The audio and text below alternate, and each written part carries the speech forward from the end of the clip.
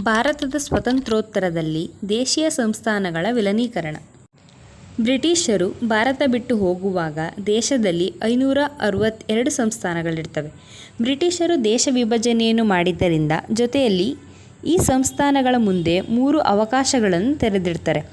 1. ಭಾರತದ ಒಕ್ಕೂಟಕ್ಕೆ ಸೇರಬಹುದು. 2ನೇದು ಪಾಕಿಸ್ತಾನಕ್ಕೆ ಸೇರ್ಬೋದು. 3ನೇದು ಯಾವುದೇ ದೇಶಕ್ಕೂ ಸೇರ್ಪಡೆಯಾಗದೆ ಸ್ವತಂತ್ರರಾಗಿರ್ಬೋದು.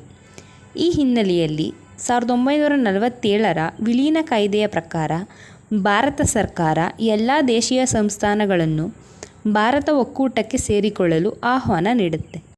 ಈ ರೀತಿ ವಿಲೀನಗೊಂಡವರಿಗೆ ಪ್ರತಿಯಾಗಿ ರಾಜ್ಯಾದಾಯವನ್ನು ಆಧರಿಸಿ ರಾಜಧನವನ್ನು ನಿಗದಿಪಡಿಸಿರುತ್ತೆ.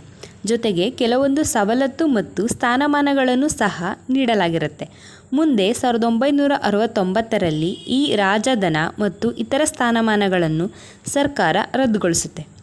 ಸಂಸ್ಥಾನಗಳು ವಿಲೀನಗೊಳ್ಳುವ ಪ್ರಕ್ರಿಯೆಯಲ್ಲಿ ಜುನಾಗಢ್, ಹೈದರಾಬಾದ್ ಮತ್ತು ಜಮ್ಮು ಕಾಶ್ಮೀರ ಈ 3 ಸಂಸ್ಥಾನಗಳು ತೀವ್ರ ಪ್ರತಿರೋಧವನ್ನು ತೋರಿಸ್ತವೆ. ಉಕ್ಕಿನ ಮನುಷ್ಯ ಎಂದು ಖ್ಯಾತಿಯಾಗಿದ್ದ ಭಾರತದ ಪ್ರಥಮ ಗೃಹ ಮಂತ್ರಿ ವಲ್ಲಭಭಾಯ್ ಪಟೇಲರ ನೇತೃತ್ವದಲ್ಲಿ ಭಾರತದ ದೇಶೀಯ ಸಂಸ್ಥಾನಗಳು ವಿಲೀನಗೊಳ್ಳುವ ಕಾರ್ಯಭಾರವನ್ನು ಯಶಸ್ವಿಯಾಗಿ ನಿರ್ವಹಿಸಲಾಗುತ್ತೆ.